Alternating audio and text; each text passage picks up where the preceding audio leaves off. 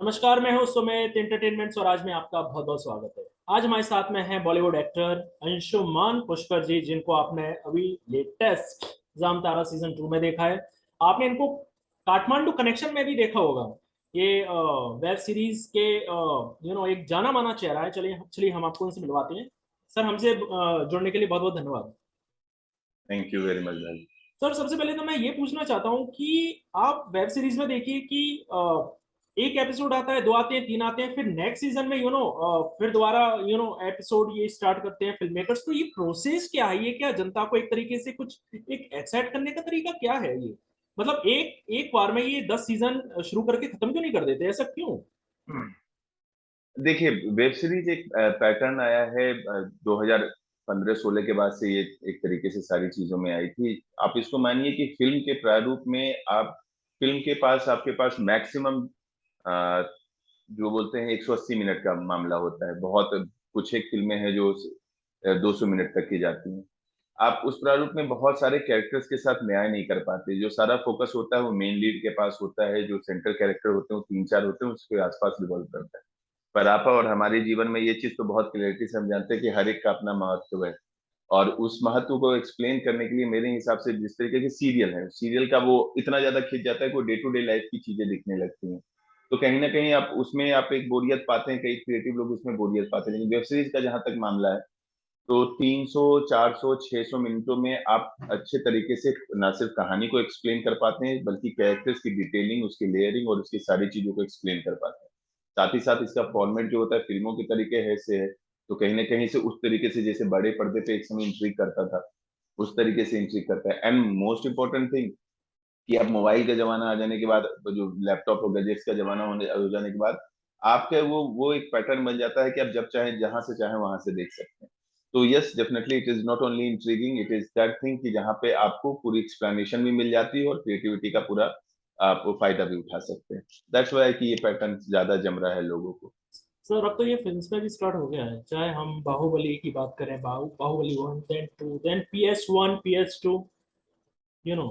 Definitely अगर जो कहानी में वो कैपेबिलिटी है कि वो सेकंड पार्ट में जा सकती है, सीरीज में तो सीरीज के थ्रू, फिल्मों के थ्रू, किसी के भी थ्रू आप उसके दूसरे पार्ट में जाते हैं और उसको ज्यादा एंजॉय करते हैं। गैंग्स ऑफ वासेपुर ऐसी ऐसा प्लॉट था जिसको जिसके कैरेक्टर्स इतने सारे थे और जिसको एक्सप्लेन करने में दो दो फिल्मों की जरूरत पड़ी। वैसे ही बाहुबली के साथ भी ये पड़ी। तो और फिल्म और सीरीज में तो ये काफी प्रचलित दौर है, तो प्रचलित है तो दूसरा पार्ट आना वाजिब लगता है कि लोगों का इंटरेस्ट है, लोगों ने उसको प्यार दिया है। तो कहीं मार्केटिंग के तौर पे भी आप देखिए, कहानी के एक्सप्लेनेशन के तौर पे देखिए, या उसे आप पब्लिक डिमांड पे देखिए, हर तरीके से मतलब विन विन सिचुएशन है हम लोगों के लिए। सर, बट एक फिल्म में इतना भारी भरकम एक रकम इन्वेस्ट हो रही है, आफ्टर देन ऑडियंस के दिल तक नहीं पहुंच पा रही है। चाहे मैं ब्रह्मास्त्र की बात करूं, चाहे मैं PS1 की बात करूं, क्योंकि नॉर्थ एरिया में इसका हम्म। कुछ ज्यादा कुछ असर हुआ नहीं। हम्म। तो आप क्या पूछ रहे हैं इसमें? ये तो हमेशा से रहा है कि आप कितना भी इन्वेस्ट कर लें, कुछ भी कर लें, अगर जो कैपेबिलिटी आपकी स्टोरी में है, दर्शकों को पसंद आनी है तो आएगी, नहीं पसंद आनी है तो नहीं आएगी। भले ही हम कह रहे थे कि एक दौर है जहाँ पे नहीं हिट हो रही है चीजें, उसी दौरान में कुछ फिल्में हिट हुई हैं, इस दौरान कॉमेडी फिल्में हिट हुई हैं, चीजें हुई हैं। तो जो पसंद आएगी पब्लिक को वो हिट होगी, जो नहीं आएगी भले ही उसमें कितना भी पैसा इन्वेस्ट हो या कैसी भी चीजें हो, दर्शकों के दिल को छुएगी, क्योंकि उन दर्शक ही हैं, फैंस हैं, जो डिसाइड करते हैं ये चीज की आगे जाएगी या नहीं जाएगी, ये हिट होगी या नहीं होगी। तो पैसे इन्वेस्ट होने से उसका कोई रिलेशन ही नहीं है। छोटे बजटों की फिल्में भी हिट होती हैं और बड़े बजटों की फिल्में फ्लॉप हो रही हैं, क्योंकि कहीं ना कहीं वो दर्शकों को टच नहीं कर पा रही हैं। हमने आपके काठमांडू कनेक्शन में जो आपका कैरेक्टर था वो काबिल तारीफ था। असल जिंदगी में अंशुमान है कैसे? हम उसको एक रियल कैरेक्टर में किस तरीके से कंसिडर करें? कितना मिलता जुलता है? आम लड़का हूँ मैं, एकदम एकदम एक छोटे शहर का, छोटे गांव का लड़का हूँ जिसने जर्नी देखी है, छोटी जगह से शुरू हुआ। मैं मोर मुकामा नाम की एक जगह है पटना जिले में, मैं वहां से हूँ। तो यस, मैं ये नहीं कहूंगा कि मेरे गांव में स्कूल्स हैं, मेरे गांव में हाई स्कूल है। तो बेसिक एजुकेशन क्या है था, उसके बाद बाहर पढ़ने के लिए लड़का निकलता है तो उसको पटना जैसे शहर में आना पड़ता है जहाँ से वो कॉलेज करता है। उससे बढ़िया स्टडी करने के लिए उसको बम्बई आना पड़ता है जहाँ से वो MBA करता है। तो एक जनरल मतलब छोटे गांव के लड़के की कहानी है जो तरीके से बढ़ती है। मेरी कहानी वही कि बढ़ते हुए यहाँ तक आती है, फिर उसका इंटरेस्ट एक चीज में है जहाँ पे वो मैं हमेशा, मैं शायद हर एक जगह ये बात बोलता हूँ कि इंडिया में हर एक टीम में से दो लड़के जो होते हैं, या तो वो क्रिकेट खेलना चाहते हैं या फिल्मों में आना चाहते हैं। कहीं ना कहीं से इस दो चीज से हमारा पूरा देश बहुत ही अच्छे तरीके से ही मैं बोलूंगा प्रभावित है। या कह सकते हैं कि इसको बहुत ज्यादा ही लगाव के तौर पे देखता है। तो मेरी भी कहानी वैसी ही रही है कि एक सीधा साधा गांव का लड़का शहर पहुंचा है, चीजें समझी है, किस चीजें समझने के बाद यहाँ पे लगा कि हाँ, इसके लिए आपको एक्टिंग सीखनी पड़ेगी, भाषा सुधारनी पड़ेगी। मैंने काम किया है। काम करने के बाद अब ठीक ठाक काम मिल रहा है। ओटीटी का एक दौर आया है जिसमें इस लड़के को काम मिल रहा है। तो बहुत सिंपल सा लड़का हूँ। मतलब दोस्ती, मतलब मेरी दोस्तों की लिस्ट खत्म नहीं होती है, इतने दोस्त हैं मेरे। पोइट्री से लगाव है। क्रिकेट का बहुत, अभी भी मतलब मेरे घर में अभी भी लोग परेशान हैं कि इतना बुढ़ापा आ गया फिर भी क्रिकेट का लगाव जाता नहीं। तो क्रिकेट से लगाव है, कहानियों से लगाव है, और कैरेक्टर से लगाव है, जो कहीं ना कहीं मुझे इस फील्ड में वो लेके आया। तो एक बस यही है घुमा फिरा के मेरे बारे में। एक बिहार का छोटी सी जगह का लड़का मुंबई तक पहुंचे, ऐसी क्या चीज थी जो बॉलीवुड में उसको खींच के ले गई? मतलब लगन। काफी काफी ऐसे एक्टर्स हैं जो आप आपसे इंस्पायर्ड हैं, आपको पसंद करते हैं, उनके लिए आप एक मिसाल है, तो उनके लिए आप क्या सजेशन देंगे उनको? देखिए भाई, मैं हमेशा शुरू से ये चीज मानता हूँ कि आप अपनी कहानी के खुद नायक हैं। आपकी कहानी खुद आप डिसाइड करते हैं कि आपको क्या करना है, कहाँ गिर जाना है, कहाँ गिर के उठना है, और कहाँ इमारत खड़ी करनी है। मेरे लिए भी वही चीज रही है कि आप ये कहेंगे कि बहुत अलग सी स्टोरी होगी या बहुत इंस्पायर करने वाली, वो हर एक की इंस्पायर करने वाली, वो आपकी भी स्टोरी है, वो हर एक की स्टोरी है। जो आज स्ट्रगल कर रहा है उसकी स्टोरी भी इंस्पायर करने वाली है, क्योंकि कहानियां तो कहानियां हैं। उस कहानी में मैं भी एक इंसान हूँ, मैं भी अपने तरीके से देखता हूँ। लेकिन मेरे साथ एक चीज थी कि मैं थोड़ा जुझारू हूँ। भले ही मैं ब्रिलियंट हूँ, नहीं ब्रिलियंसी हो ना हो वो तो आगे का फ्यूचर डिसाइड करेगा। मैं जुझारू हूँ, तो मैं उस चीज में मानता हूँ कि जो चीज मैंने एक बार सोच ली, भले ही वो बहुत को तुरंत आपको उसका प्रभाव दिखेगा नहीं दिखेगा, लेकिन अगर जो मैंने ठान ली तो मैं करने की कोशिश करता हूँ। तो मैं वैसा लड़का हूँ जो चाहता है कि मतलब जिसको प्यार था, जिसको लोगों का अटेंशन अच्छा लगता था, तो वो अटेंशन शायद वो गांव में मैं गांव के लिए मैं पागल सा लड़का था, जो अजीब सी मतलब जिसको जिस गांव में मतलब डांस कर लेना ही मतलब कहा जाता था कि अरे ये तो फूहर हो गया है। भले ही हमारे गांव में स्टेज है, हमारे गांव में चीजें हैं, लेकिन मेरे को मैंने देखा कि लोग दूसरे को फूहर बोलते, मुझे नहीं बोला कभी किसी ने। क्योंकि पता नहीं मेरे में क्या एनर्जी थी, क्या चीजें थी जो वहां पे मेरे गांव के लोगों को, मेरे घर वालों को पसंद आती। तो आपको एक इंडिकेशन अपने अंदर की एक चाहत समझ में आ जाती है कि you want to be in the eyes of public, you want to be always.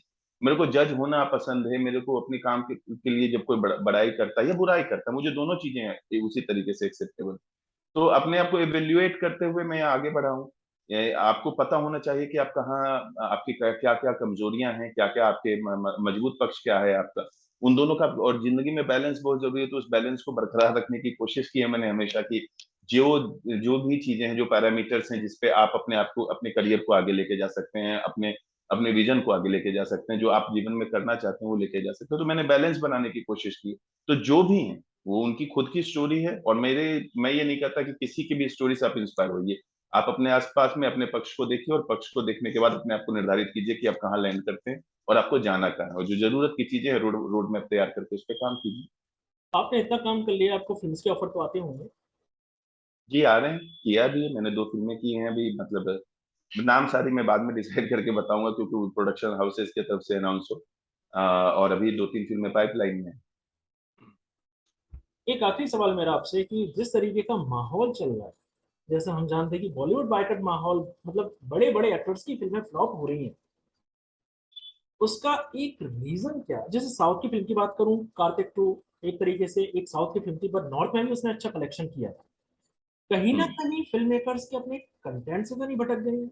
क्योंकि या तो ऐसा हो सकता है कि ऑडियंस न्यू एक्टर जैसे आप हैं, नए एक्टर्स को अब देखना पसंद कर रही है।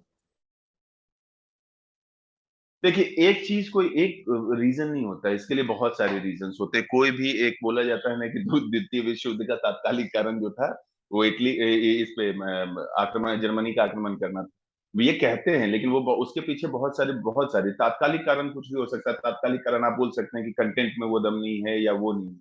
तो बड़ा इशू तो ये है क्योंकि market is now too much open, because of the OTT, because of the so many platforms where you can watch plenty of films from plenty of region।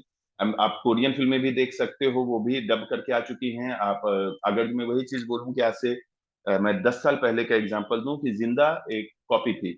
जिंदा को कोरियन फिल्म की कॉपी थी, लेकिन वो आज अब आप आते हैं तो आपको पता, ऑलरेडी पता है दर्शकों को कि ये फिल्म इसकी कॉपी है, ये फिल्म उसकी कॉपी है, क्योंकि मार्केट ओपन हो चुका है। नेटफ्लिक्स हो, हॉटस्टार हो, या प्राइम भी हो, या कोई भी और चैनल हो जिसमें हम सारे जगहों की फिल्में देखते हैं, तो एक व्यू ओपन है पब्लिक का। उसमें आप घिसा पिटा कुछ लाएंगे, भले ही आप उसके साथ वीएफएक्स डाल दें या उसके साथ आप 5 स्टार कास्ट भर लें, उससे वर्क नहीं करने वाला है। बिकॉज आप इंटरनेशनल स्टार्स आपके सामने वैसे ही अवेलेबल हैं जैसे आपके स्टार्स अवेलेबल है।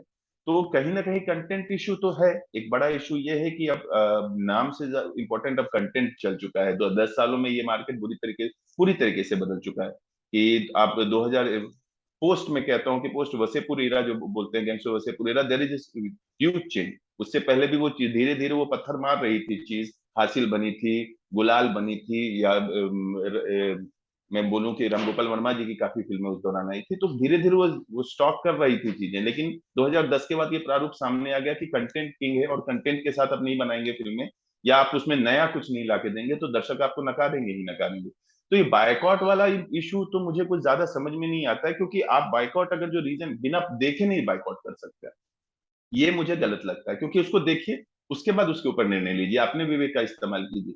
बाइकआउट विद द रीजन की फिल्म अच्छी नहीं है, आप साफ नकार दीजिए ना। उस दिशा पे कैसे क्यों जा रहे हैं कि ये ऐसी होगी ही होगी, पूर्व निर्धारित अवमानना क्यों बनाते हैं कि मानसिकता की ये खराबी हुई। आप उसको देखिए, अपने दोस्तों से पूछिए, उसके बाद ऊपर निर्धारित कीजिए कि है। तो ये बाइकआउट वाला थोड़ा सा देखिए, कहीं भी हमारी इंडस्ट्री है, किसी भी तरीके से नुकसान होती है तो मनोबल टूटता है। आप कहीं ना कहीं एक पूरी तरीके से आप बहुत ब्रॉडर पिक्चर में जाएंगे तो ये भी बहुत है कि मैं भाषण देने वाली बात नहीं कर रहा हूँ, मैं एक समझदारी की बात कर रहा हूँ कि ये इंडस्ट्री आपकी है, ये खास लोगों की नहीं है, ये इंडस्ट्री आपकी है। क्योंकि ये इसका इनकम भी कहीं ना कहीं देश के प्रगति में कहीं ना कहीं इसका कंट्रीब्यूशन आता है, कि यहाँ से जो अर्निंग होती है उसका भी टैक्स जाता है। तो आप पूरा वो अगर जो उस निर्माण को ही नकार देंगे, उससे नकार देंगे, और कहीं ना कहीं सिर्फ कई बार कहा जाता है कि ये यहाँ इसके लिए नकार दो, इसके लिए नकार दो। एक फिल्म बनने में लाइट मैन, स्पॉट दादा से लेके ऊपर तक के लोग होते हैं जिनका घर परिवार उससे चलता है। आप पूरी तरीके से नकारेंगे, उस तरीके की फिल्में नहीं बनेगी, कम प्रोडक्टिव प्रोडक्ट्स बनेंगे। तो डेफिनेटली आप कहीं ना कहीं से आप उसको सपोर्ट कर रहे हैं कि आ, जो आप कहीं ना कहीं से किसी की नौकरी खा रहे हैं, किसी का इनकम खा रहे हैं, just because there is no certain reason. Yes, their product is not nice. तो हम जब से फिल्म बन रहा है 1911 से यहाँ फिल्में बन रही हैं, 1940 से बोलती फिल्में बन रही हैं, तो तब से फिल्में हिट और फ्लॉप हो रही हैं। लेकिन ये मैटर नहीं हुआ करता था, जब आप देखते हैं नहीं अच्छी लगती है, चाहे वो राज कपूर की फिल्में थी वो भी फ्लॉप हुआ करती थी, भले ही वो एक समय के सुपरस्टार थे। तो नकारिए नकारिए, और इस तर्ज पे नकारिए कि अच्छी नहीं बनी है, इस तर्ज पे कि कोई और रीजन है, तो कहीं ना कहीं से आप अपने देश का और अपने साथ वाले लोगों का, गरीब लोगों का भी नुकसान कर रहे हैं उसके साथ। तो ये मेरा मेरा पॉइंट ऑफ व्यू है। मैं किसी को आज भी अगर जो उसके बावजूद भी कोई नकारता है तो मैं उसके हाथ नहीं पकड़ सकता, या वो कुछ टाइप करता है कि बाइकआउट दिस थिंग, तो मैं किसी का हाथ नहीं पकड़ सकता। मैं अपनी बात, दिल की बात रख रहा हूँ जो मुझे जितना समझ में आता है इस पॉइंट, इस बिंदु पे मैं आपको एक्सप्लेन कर रहा था। लक्ष्मण जी, हमसे जुड़ने के लिए बहुत बहुत धन्यवाद और तमाम जानकारी के लिए बहुत बहुत दिल से शुक्रिया। थैंक यू भाई, thank you for having me. आज के लिए बस इतना ही। मिलते हैं जल्द एक नई शख्सियत के साथ। नमस्कार।